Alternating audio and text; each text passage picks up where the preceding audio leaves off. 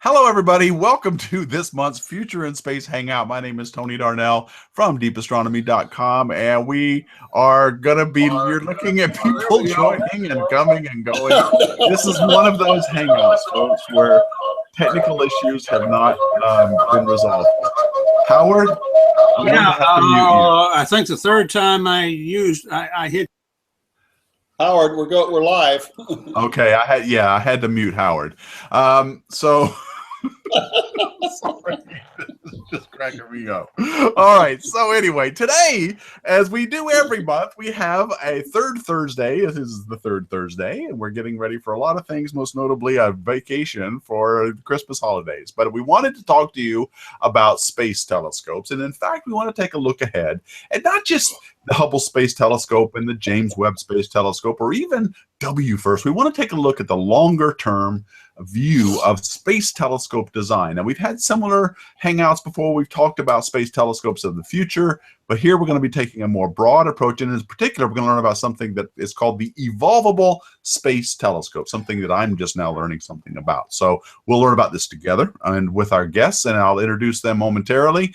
But before I do, I want to say that we have a sponsor for this hangout, and I just want to thank our sponsor. It is the .space domain names. They are the sponsor of this hangout today, and you can get to their website by clicking on the link in the description box, as well as if you're on deepastronomy.com/live, you can also click on the ad that is there. And I want to thank them because they are supporting and helping getting the word out about our hangouts, and I want to help them get the word out about using the .space domain for making a presence for yourself on the web. I've done it with deepastronomy.space now, and I'm going to be building a product around that in the future, but I encourage you to do it. You'll also get a discount if you click on the link in the description box. So check them out, and I want to thank our sponsors for doing for sponsoring us this week, and hopefully more. We'll see. Okay, so let me introduce my guest, my co-host, actually, Dr. Harley Thronson. He's back with us, helping us set this up. Hi, Harley. How are you doing? How's everything in Maryland? Doing great. Yeah. Guest and co-host. Guest and co-host. You're all of it. Yes. Yes. you're everything. Real Renaissance person here. That's right. So I want to thank you for helping us set these up. Harley is the one who helps coordinate all of these hangout topics, so he's very vital to setting these hangouts up. So welcome, Harley. And I also want to mention that we want you to interact with our guests, the guests that we have here today, and you can do that two ways. You can go to deepastronomy.com/live, and you can also use I have Astro Coffee up, but you can also use Future in Space and Astro Coffee. I'm monitoring all of those hashtags. So please leave questions and comments for our guests there. I also have, as an experiment, I left the live chat going on YouTube. So we'll see how that's going. As well, if you want to comment on that, although I'm scared to look sometimes at that. Okay, so our guests today are going to be talking about the future of space telescope design, and with me is Jim Breckinridge. Jim, I did not get a chance to get a lot of your title and all of that stuff. So why don't you tell us a little bit about who you are and what you do? Sure. Well, I retired after 35 years at the NASA Jet Propulsion Laboratory. And here in Pasadena, California, I teach the optical system engineering class at Caltech. And I also have an academic appointment at the College of Optical Sciences at the University of Arizona, where I teach optical system engineering every February. February is a good time to go to Tucson. Yes, it is. Very nice. Get away from that brutal Los Angeles winters, right? That's right. The brutal Los Angeles winter. Anyway, I was on the Hubble Space Telescope. Haven't had much to do with James Webb Space Telescope, but I spent 15 years at JPL managing the optical sciences and applications section that had responsibility for the telescopes and instruments that we built. And I also spent 3 years at the National Science Foundation managing their technical program in advanced telescopes and instruments. Great. So that's okay. me. Well, thank you for that. I appreciate it. Okay, Howard, you have just joined us, and I had to mute you when you joined us because I thought I heard some echo when you did join. So if you can unmute yourself, there is a way to do that. If you click on your thumbnail, you should be able to unmute yourself and talk. I still can't hear you. Can you hear me now? Yes, we can. Hi, Howard. Welcome. Thank you kindly. I'm glad you were able to join. And what we're doing now, I'd like you to tell us a little bit about yourself. Who are you, and what do you work on, and what's your background? Okay, I can't get too far into my background because most of my time was spent in the intelligence community, where I was come on. working on the National Reconnaissance Office, if that's okay. Since they do have a sign out in front now. Oh, the NRO. They're the ones that gave the Hubble chassis to NASA to build W first with, right? That's right. Yeah. See, there's a connection. You like how I did that? I made that connection there. Anyway, go ahead. I think a lot of people made that connection. But it sort of led into W first. I was not involved in those particular systems, but was in advanced systems and technology, where I worked primarily as a CETA, scientific engineering and technical advice, on a whole range of things, including optics, including focal plane arrays, including architectures and that sort of a thing, material science, etc., overseeing a wide range of activities. Did not have specific projects myself, but my govies had them, and I helped out wherever it made sense. Before that, and I spent about 25 years working in that general area, and before that I spent 20 years in the Air Force, retired as a lieutenant colonel, where I had been doing much the same sort of a thing. Good. And now I am a private consultant working in support of Harley and his other colleagues in NASA on large space telescopes, about half-time, and doing what I can. So that's about it. Right. Well, that's a good segue into what I wanted into our topic today, which is the future of space telescopes. I'm glad you guys are thinking about these things. When we look at space telescopes now, let me just put one of these up. This is what I think most of us are thinking of. We know about this as a venerable Hubble Space Telescope. It's been up there for 26 years now, doing a lot of really great groundbreaking science. It's had a storied past, a lot of good things, and it started out a little bit rocky. But this is what most of us think of when we think of a space telescope. And more recently, we've come to start thinking, because we've been learning more and more about the James Webb Space Telescope, we're starting to see this as the future of space telescopes. Now, as people who think about these things and you look ahead, what are the biggest differences that you see coming in the design of space telescopes in the future?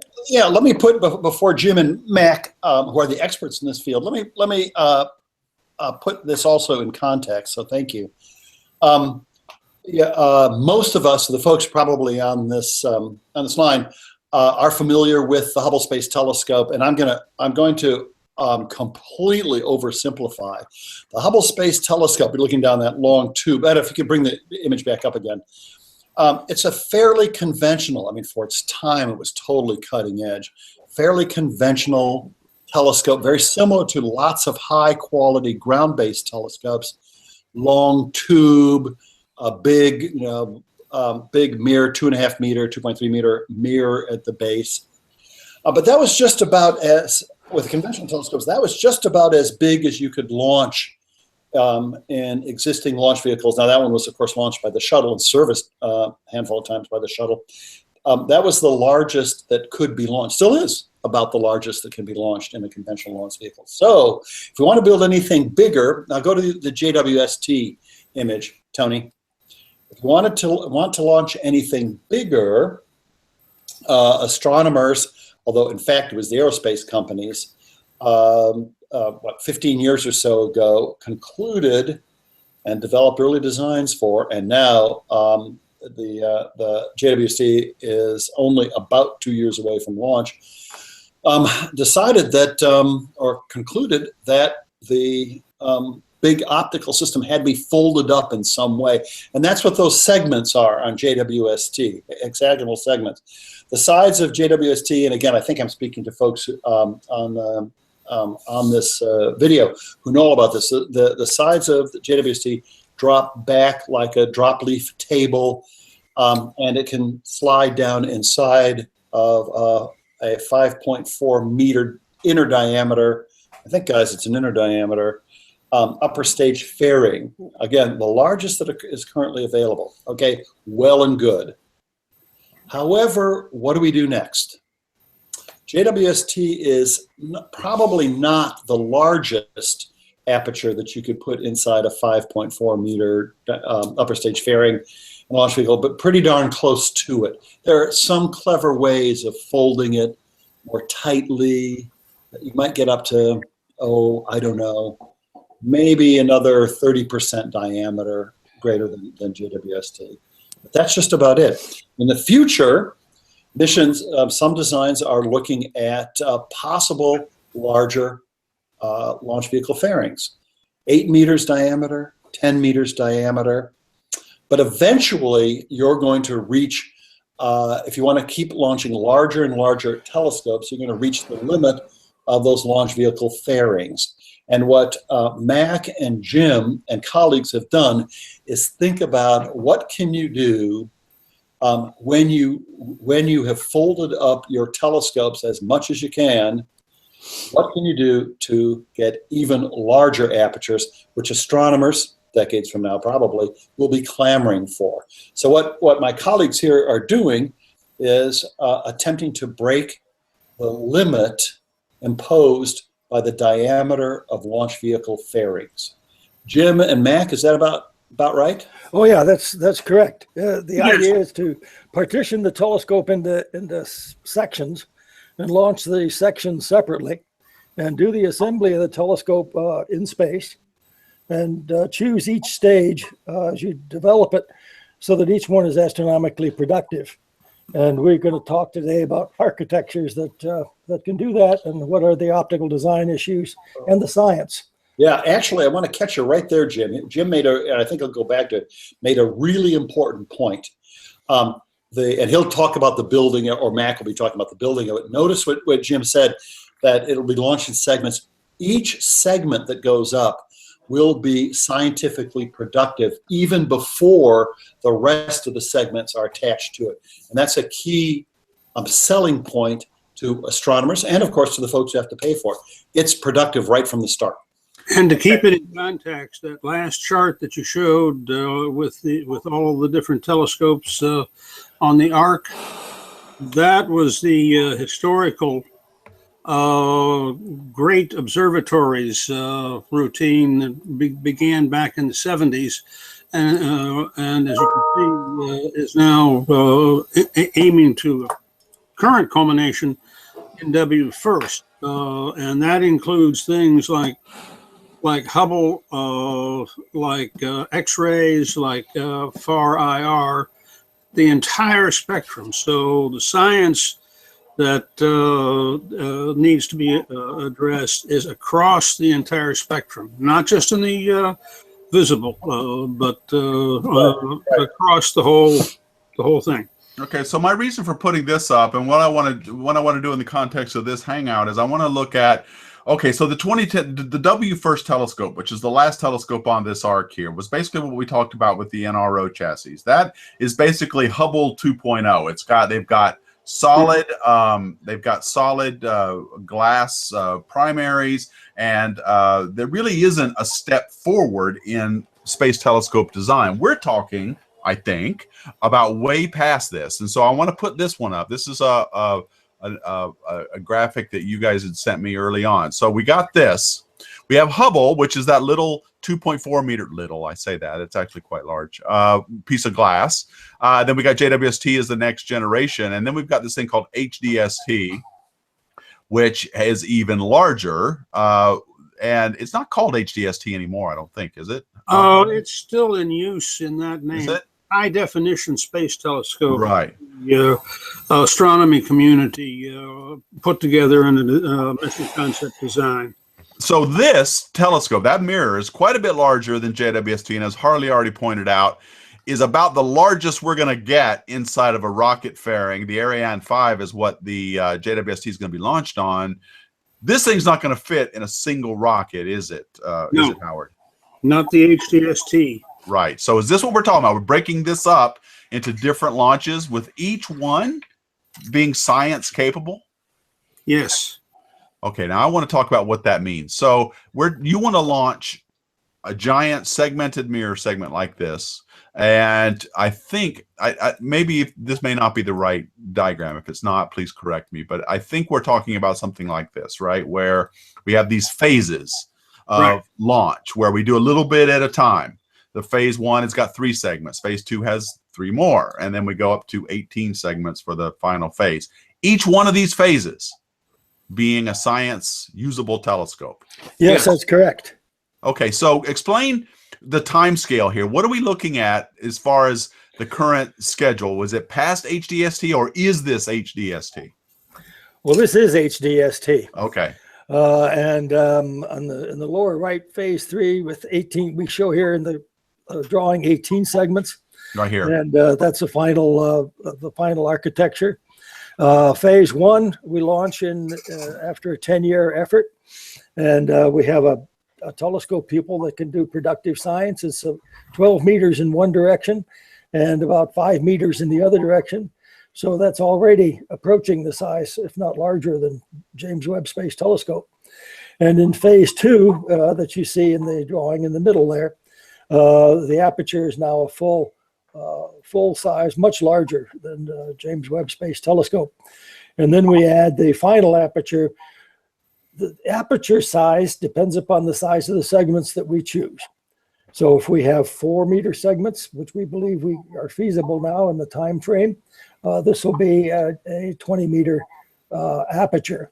And basically, one way to think of this is it's an aperture facility. And as you use the aperture facility, you bring up different instruments to the prime focus and use the light that comes from the instrument with a shared set of instruments. So the prime focus is back here. If you could see my cursor, the prime focus is back here. Actually, in this drawing, is it up here? It's actually to the far right. I don't see your cursor. Okay, but the so prime it's circling where the secondary mirror is. You're Right. talking about putting more. The prime focus of the primary would Right. be out here. The focal plane would be back here behind the primary. Well, that's an architectural question, isn't it? That's what we're wrestling with right now. Okay. Well, the way this looks, it looks to me like it's got a primary and a secondary. That's right. And then it goes back to the focus behind the primary. And what you're looking at is a drawing that we made maybe a year and a half ago. You're taking a snapshot now of the evolution of how we think about telescope design. So there's a discussion of whether we want a prime focus or the Cassegrain system. Okay, good. I want to get to that, and that's a good question. Yeah, we can debate that. Yeah, I want to talk about the advantages and disadvantages of that in a minute. But before I do, there's this. Let me just finish with this little diagram here. On all 3 segments, there is what looks like a sun shield in place. Yes. Is HDST planned to go to the L2 point or someplace similar? I think every large telescope these days is planned to go to Sun-Earth L2, SEL2.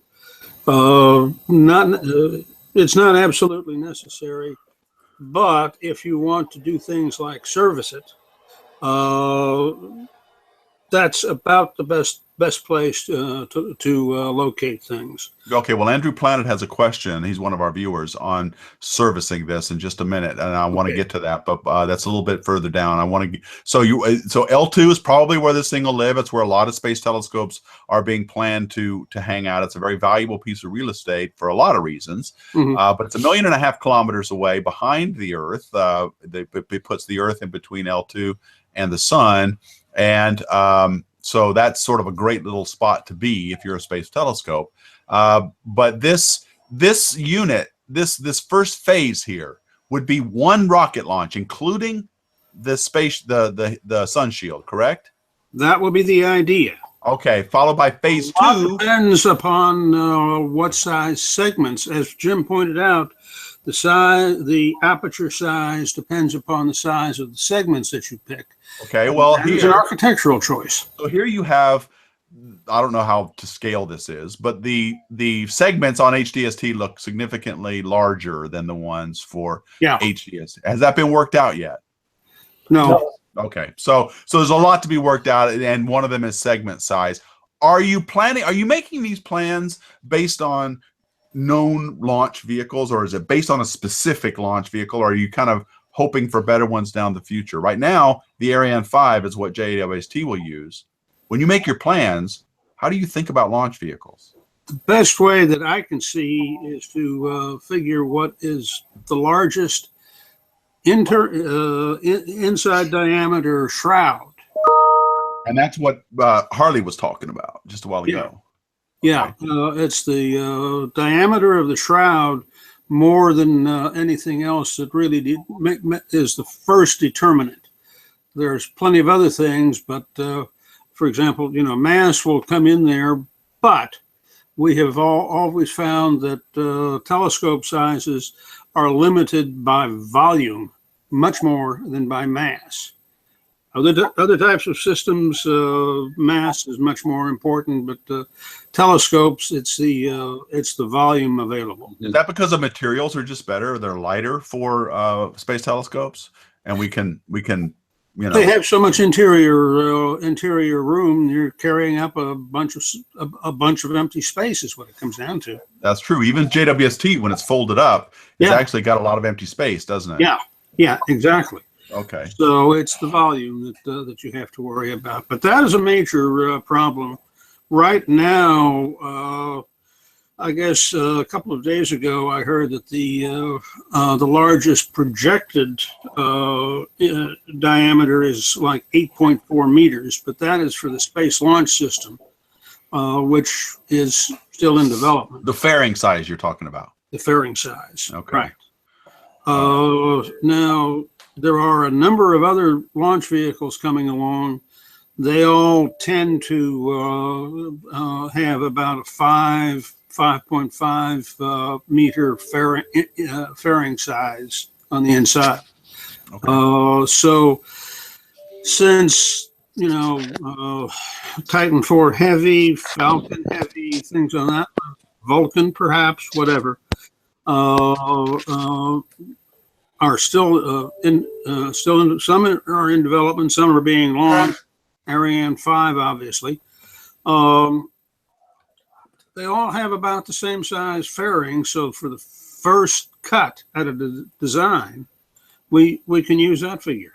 Okay, so that's when you're thinking about the future, you got to go with what you think, what you're sure you have versus what you think you might have when you get ready to launch, right? And then kind of make compromises or try to figure out a design that would work regardless. Is that what you're saying? Right. Okay. And that's for the future. Okay, so in these telescope designs with these different phases, the rocket launch vehicle, whether it's one phase or 8 phases, will depend a lot on what kind of launch vehicle you end up getting and how you package it all up. Right. But your design, these designs are all more or less looking the same now. They've got these hexagonal segments. Some kind of origami fold-up system has to be used for these space telescopes, correct? Generally speaking, most of the designs we've been looking at are in fact hexagonal, but it's possible to do pie-shaped segments and keep things closer to circular. Okay. People like Jim, I think, would like from perspective of telescope design and having fewer rough edges and straight edges and diffraction causing problems like that, right, Jim?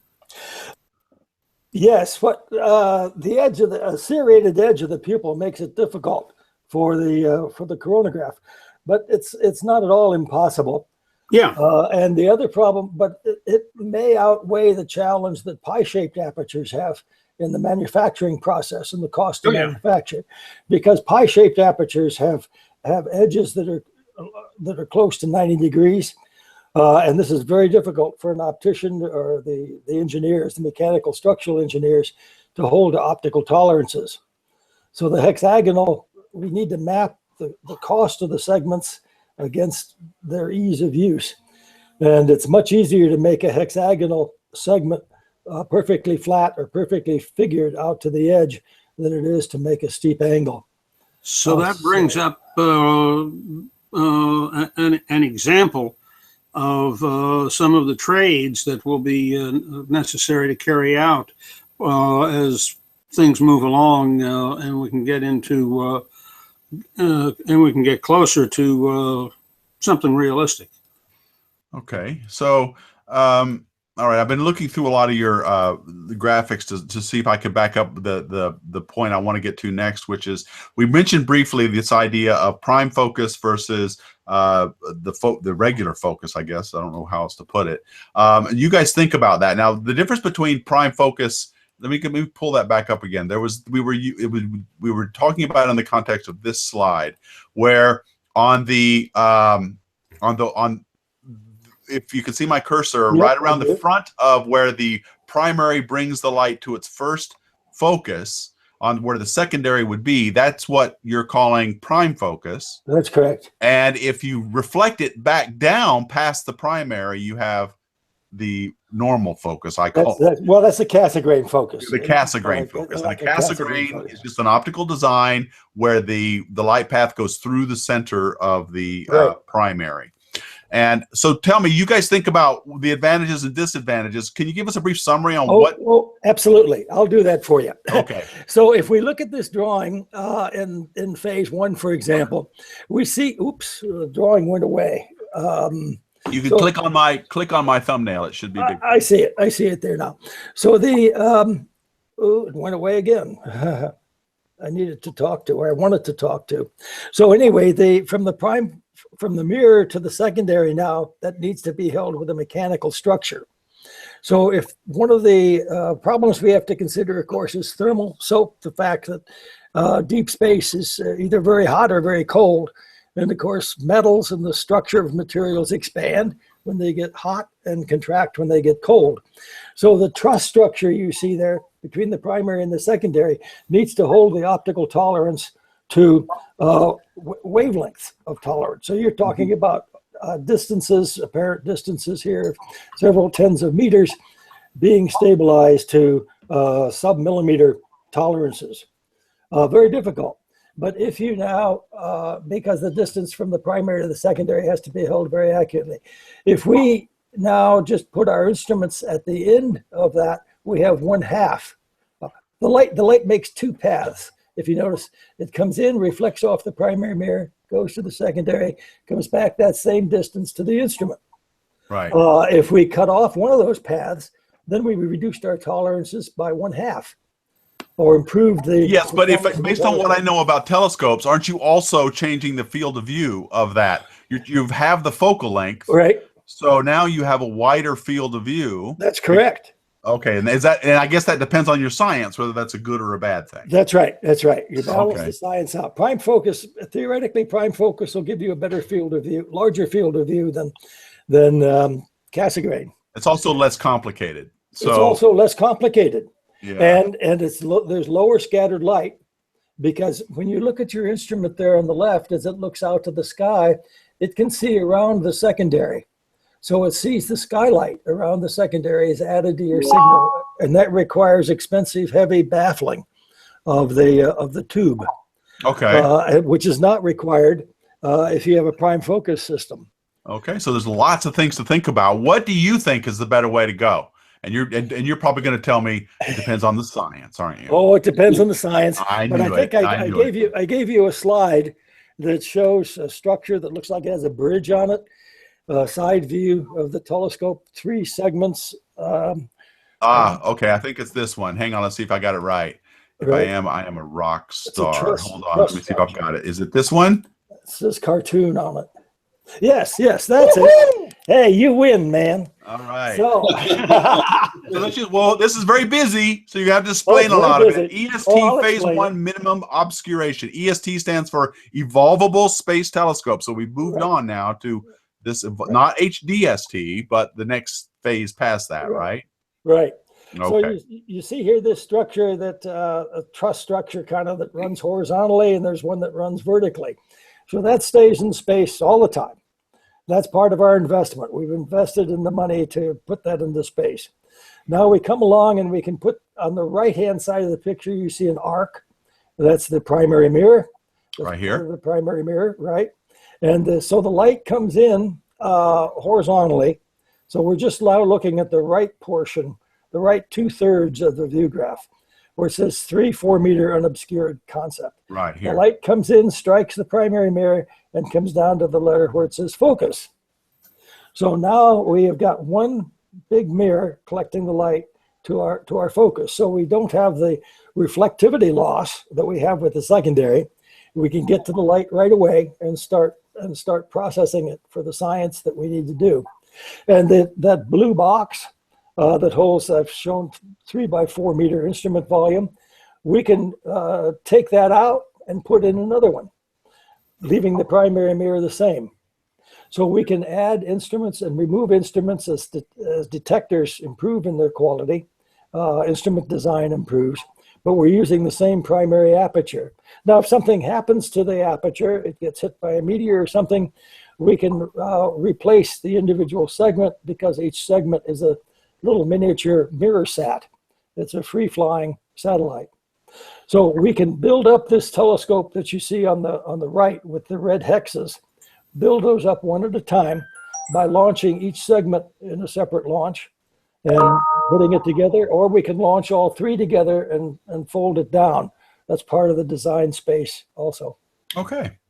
All right. Well, I just need to take a quick break here and say that you are watching the Future in Space Hangout from Deep Astronomy. I want to thank you all for joining us. We are talking about the future of space telescope design, in particular. What are we going to do after James Webb Space Telescope? What are they going to look like? And we're starting to talk now about the Evolvable Space Telescope, a concept that my guests are working on now, Dr. Jim Breckinridge and Dr. Howard MacEwen, both of whom are spending a lot of time helping us move forward into the far future in getting these telescopes designed. And one of the issues that is, I think, quite fascinating is this idea you can only fit so much in a rocket.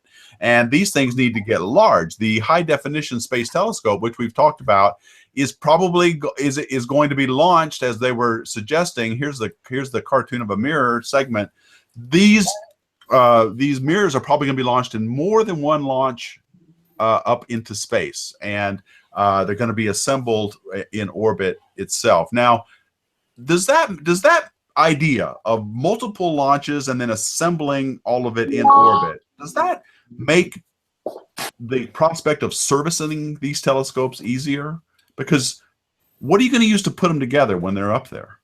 There will be a lot of similarity when you come down to it to the International Space Station, because that is, after all, a fully assembled structure in space. So that is the best example of assembly. But there is both assembly and servicing. And we've done a lot more examples of servicing. There were, I believe, 5. Harley, was it 5 servicing missions? Harley's gone. Oh no, he's not. As I say, this is going to be a little ad hoc, sort of inside.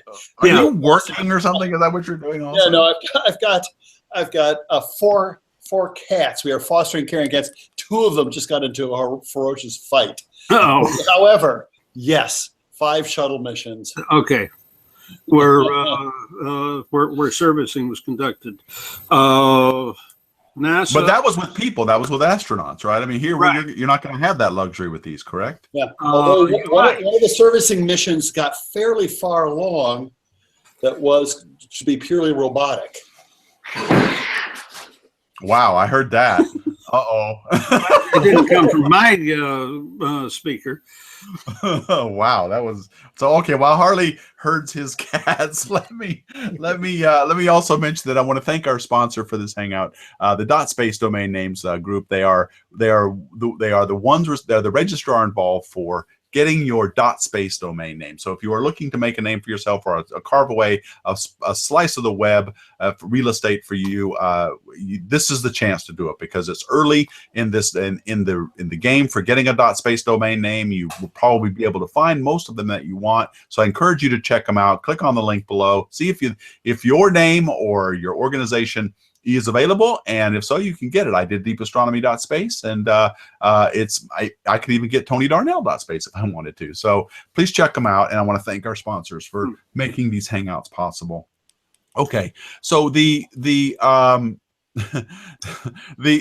future just seems so crazy with this. I want to go back to the servicing part. Andrew Planet was asking early on, and I'm going to go ahead and ask it now. He's been talking about the Evolvable Space Telescope. He's saying is that does it necessarily entail it being physically serviceable, or could it just be limited to an upgrade in software? So are your designs necessarily serviceable? And by that, do they, are they designed with that in mind from the beginning? Well, servicing is undergoing a large evolution, if you will, right now. For example, James Webb itself is designed so that it could be serviced. It's not designed to be serviced, but it's designed so that if necessary, it could be serviced if you could get the appropriate equipment up to the L2 point. Same thing would hold for EST, obviously.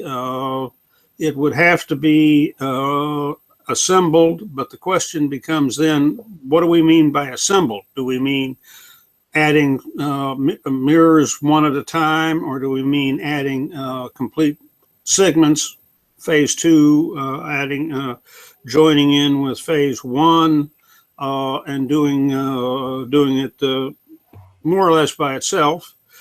And if that, how would we plan to do it? Would we have to have astronauts? There is not too much of a desire to put astronauts up at Sun Earth L2 because of the distance and the length of time that would be necessary for a return. But on the other hand, if that's the only way it can be done, perhaps we'd have to do it. I know, but if you're let me just inject here. If you're planning on building an evolvable space telescope that involves any kind of construction in space remotely, doesn't that technology that you're developing to assemble it the first time lend itself very well to making things that can go up later and fix things? We're not talking about necessarily whole real complicated procedures, maybe replacing a mirror segment or adding one new camera in place of another. Wouldn't that make the reverse holds as well? If you develop the technology to replace a mirror segment or to put a new instrument on, you have developed about 90% of the technology that you might need to do the assembly. Right. It depends upon how you go about doing the assembly. Now, there's two options. Obviously, there's robotic and there's human, and sort of the in between is the telerobotic. The principal difficulty with purely robotic is control and what's called the latency time. How return time at the speed of light from 1.5 million kilometers out can lead you to make some mistakes. So can you do it in real time? Can you control these robots real time? If you're close enough. Okay. So we can't. Yeah. That's the trick. So with the rovers, you hear about the Mars rovers all the time on Mars driving around. They actually send a sequence of commands out ahead of time, and those rovers do that. You're saying that you don't necessarily. You can't really do that in this case, can you? No, that's right. You're right. Yeah. Okay. So wow. So that's really going to make So when you said it, you can go in reverse. You can go from everything that once you've developed the technology you need for servicing, you've done 95% of the work for assembly. How are you guys thinking about these telescopes? Is it assembly first and then repair later, or Well, you assemble it first. You use it for science, and then as you need more capability as time has passed and investments have grown, you're still using the investments you've got in space already, and you're adding onto it additional capability. So it's like buying aperture per unit dollar, per unit time, rather than destroying the entire telescope every time astronomers want to put in a new space telescope. And some of it may depend upon how history develops. For example, with Hubble, NASA developed servicing due to an historical, unexpected need, because when it got into space, it did not have the right formula. And Jim can tell you a lot about that because he worked on it directly. Now, maybe with the phase 1, 2, and 3 in EST, it may be that you send up phase 1 to completely self-deploy, and you learn something because something goes wrong and you have to service it, which you may be able to make use of in putting phase 2 up and connecting it to phase 1, and that sort of a thing. Well, I have a feeling JWST is going to have a lot to teach us on deploying too. That whole thing is going to be deployed. Yeah. Let me The less we have to learn, the better. Yeah. I think it's important. Let me note one thing is that although there are no plans to send humans or robots, we'll see what the future brings, out to Sun-Earth L2, NASA has declared that the Earth-Moon second libration point, or a similar type site, is its next priority for human spaceflight. These are orbits similar to the Sun-Earth libration point, but in the Earth-Moon system. Now, it turns out to be relatively easy to move objects among the libration points. We do it we do it from time to time among the libration points. So one thought that folks have been considering for almost a decade is that if you have the Earth-Moon libration point occupied, as NASA intends to do, and you need to do servicing with humans, why not just move your observatory from a Sun-Earth libration point to an Earth-Moon libration point, service away, repair, upgrade, whatever, and then send it back to its operating location. Wow, I had not heard of that. And these, well, these L points, these Lagrange points that you're talking about, these are places where the orbits are in some kind of synchronicity with the Earth going around the sun. Maybe you should describe a little bit about what those are, Harley. Yeah, actually, that would be worth part of a different presentation. But basically, they just real briefly. Sure. Each of two, any two masses in space, one in orbit around the other, has 5 libration points, semi-stable locations where the gravitational field of the two objects, gravitational force of the two objects plus centrifugal force creates a dynamic stability that you can put things and they'll stay there relatively easily. Very simple propulsion systems will keep them there. We have maybe half a dozen missions, maybe more, science missions now operating at Earth, Moon, Sun, Earth libration points. Okay, so got a lot of comments going on, guys. I'm going to get to them now. Some of the I kept the live chat going because I wanted to see how it was evolving. There were times when using the YouTube live chat got a little bit out of control. So I went ahead and started one on my DeepAstronomy page where I'm looking at that right now. And I'm saying things are relatively nice on the YouTube one. So I will talk about that in a minute. But Rainbow Panda is asking a good question that I get confused about too. He goes, I'm not sure. My connection was just stuttering. Can someone tell me if LUVOIR and HDST are the same thing? What are we talking about here with these missions? They're basically the same thing. The easiest way to describe it was a little evolved over the years. There were two, up until last year, there were a pair of parallel coordinated studies, one done by a private organization that runs the Space Telescope Science Institute, the science base for the Hubble Space Telescope. They produced the high-definition space telescope design, and then a NASA study in parallel produced the LUVOIR study. They're very similar. A few little tweaks different. It was a great process. But the primaries are more or less the same, and the launch challenges. Now the teams have joined an academic, industry, government team that has now adopted the single name LUVOIR. Yeah, and we've talked about the decadal surveys before. This is a mission that's way past. Right now, WFIRST is the next one slated. That's in the 2020s. We're talking beyond that, and these have not been even approved yet. These are people making their pitches to get them done, and our guests today are working on how you might get that done, because that's something you've got to do. And then a little teaser for the folks here. We had, you will remember, the folks who maybe are regulars, we had the four missions, four designs that NASA is funding to be considered by the Decadal Survey in 2020 to kick off this series. We're going to have them back early next year. Yes, that'll be great, because that's a good follow-up to this hangout as well. And okay, so the Rainbow Panda is also commenting, and I think I just answered that. What is the current planned timeline for HDST and EST, if timelines even exist yet? So that was partly an answer. We're looking beyond the 2020 Decadal Survey. But the EST, guys, I haven't really heard about this until this hangout. HDST, LUVOIR, I get that. But the Evolvable Space Telescope, how does that fit in to this timeline? Or is it just a name to talk about technology? I think, yeah, in a sense it is, but I think if it were to become a mission concept, it could become a candidate for LUVOIR. Okay.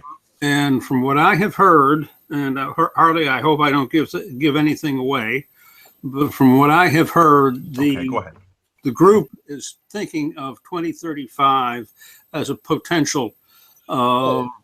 Yeah. It's I think Mac is about right so far as you can see those sorts of things. And bear in mind that in addition to LUVOIR, or UV optical IR, NASA is putting serious study resources into three other very impressive, very exciting, but different observatories, major observatories, operating at different wavelengths. And we'll have all four of them back.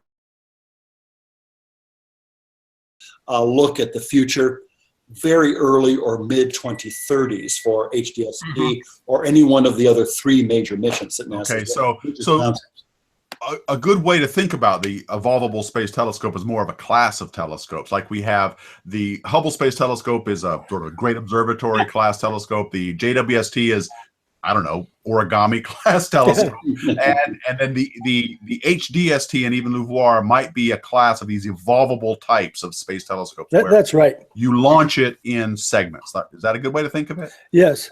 Launch it in partitions. Okay. And the idea is to take, it's a reusable resource in space.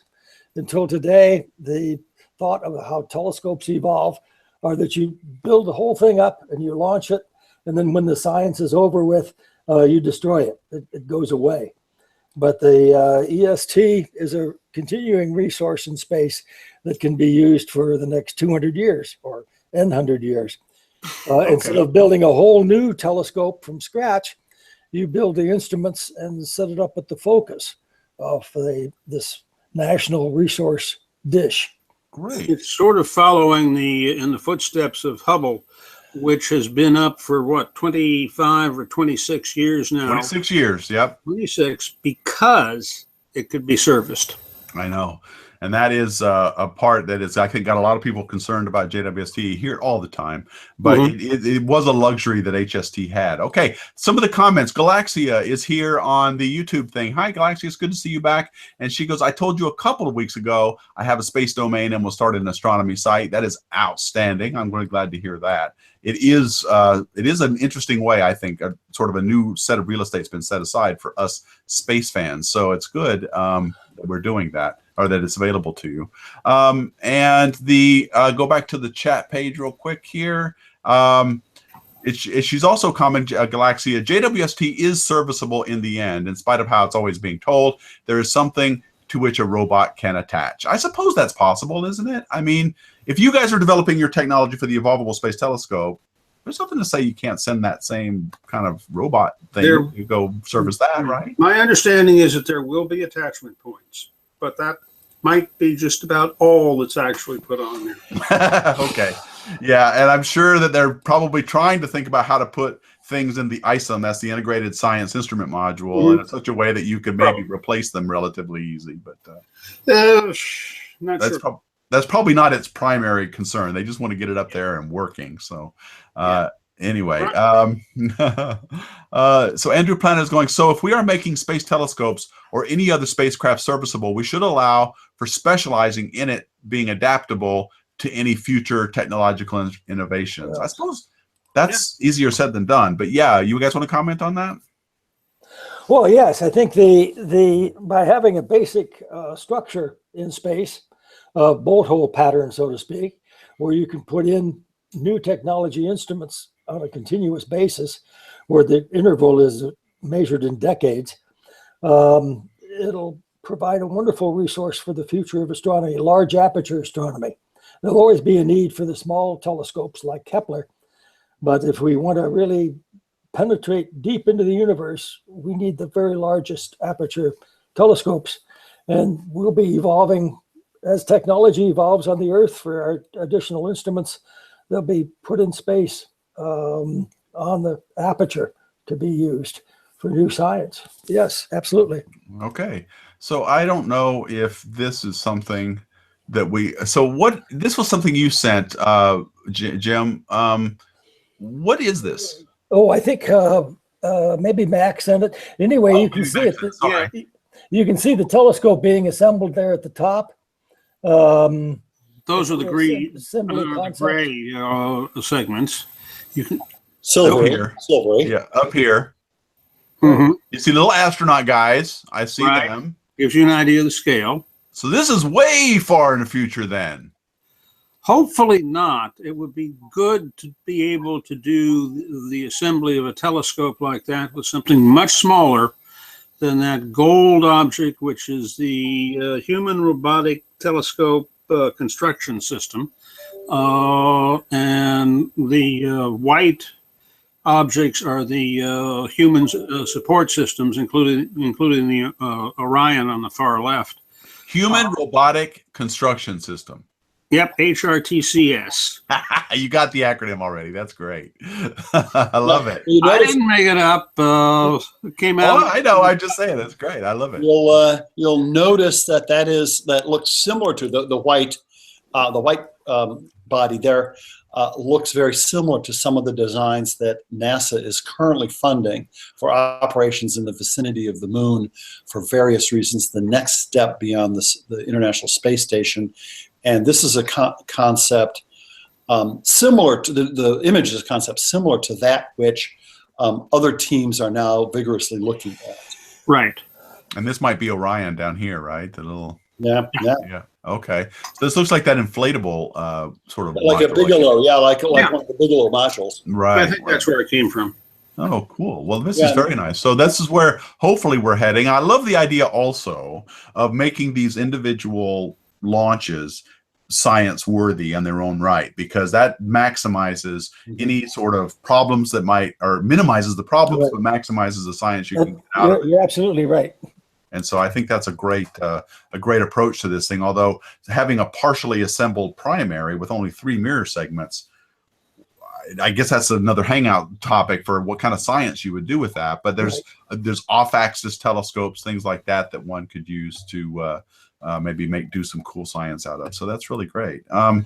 Okay, well, let me go just take a quick look around here and see what we got chat-wise. Oh, I didn't look at Twitter. Okay, so we're good. Okay, nobody's doing it on Twitter. Wayne Turner on the YouTube page is asking if it's done in phases. HDST won't be parked a million miles away like JWST, then, right? So Wrong. Wrong. It would be put wrong. there. Yes, it would be parked. Yes. So each segment would go there, and then you would. And incidentally, that's 1.5 million kilometers. That's right, kilometers. About 1 million miles. So okay.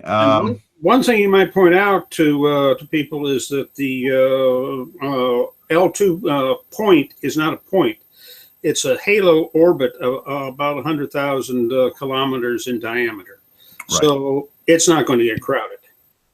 If anybody's worried, I was worried about that, and you make a good point. I've talked to many people about this L2 point, and not only is it a relatively large area to occupy, it's also pretty stable. I was talking with John Ehrenberg at Northrop Grumman, who was working on JWST, and he was pointing out that as regions in space go, it's actually pretty quiet. Yes, debris will fly through there. You'll get micrometeorites, things like that. But as a point in space, it's pretty quiet as far as that goes. If it was totally stable, then you would really have a micrometeoroid problem. Because they'd collect there, right? Right. All right. Okay, folks. Well, that is, we're going to have to call it a close. I want to thank my guests, Dr. Jim Breckinridge and Howard MacEwen for joining us and talking about the future of space telescope design. You're going to be hearing a lot more about this from us, folks. So we're going to be talking about as decadal surveys come and go, as space telescopes are launched. We've got James Webb Space Telescope coming up in October 2018.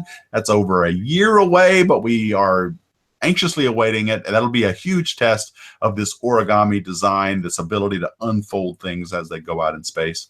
But we're thinking even beyond that, multiple launches, assembling really huge telescopes in space with diameters approaching 2, 3, 4 times larger than what James Webb is. So really, really exciting times ahead. The sky's the limit, literally, on these space telescopes. So I want to thank you guys for joining us. I want to thank also our sponsor, Space Domain Names, for helping us get the word out on these Hangouts, to support these Hangouts. It's an extremely important part of doing these. I did not mention at the top of the Hangout like I usually do because things were so crazy. These Hangouts are endorsed by the American Astronomical Society and the American Astronautical Society. And while the opinions and views while the Hangouts are endorsed by these organizations, the opinions expressed in these Hangouts are not necessarily endorsed. So I wanted to also say that. I may have to cut that and put it in the beginning of the Hangout. I should have said that. It was so crazy at the start, you guys. I was looking about 10 different things before we even got going. So anyway, so thank you guys. Listen, will you guys come back? Let us know about future innovations that you guys are coming up with. Great. We welcome that. Okay. Well, on behalf of our guests and with Harley Thronson, I want to thank all of you for watching. This is it for this year, guys. We won't be back until January 5th, I believe, with the first Footsteps to Mars Hangout, where we are going to be talking with scientists from Goddard about the things we've got to worry about before we set foot on Mars. We're going to be talking about that next because it was spawned, by the way, by our first last Footsteps to Mars Hangout, where the chat room got a little lively with some of the guests, one of whom is going to be our future guests. So check it out. We'll be back the 5th of January for our first Future in Space Hangout. So hope you guys have a great holiday season. Thank you. Until then. Thank you very much. And on behalf of our gravitational wave rubber ducky. That's our rubber ducky mascot. We need to come up with a name for him. We can't just call him gravitational wave rubber ducky. We gotta Why not? Black hole rubber ducky. Black hole rubber ducky. And here's the animal. Here's the animal that has been causing all of the trouble. Oh my goodness. Oh, is that? Oh, wow. Yeah, he's very active. Well, okay, Harley, I'll let you get back to hurting your cats. Good luck. I hope you don't get hurt. It sounded very lively in there. Okay, folks. Goodbye. Thank you all for watching. Okay, I appreciate it. And we will see you guys next year. Happy holidays. On behalf of everybody, thank you. And Take care. Looking up. Bye now.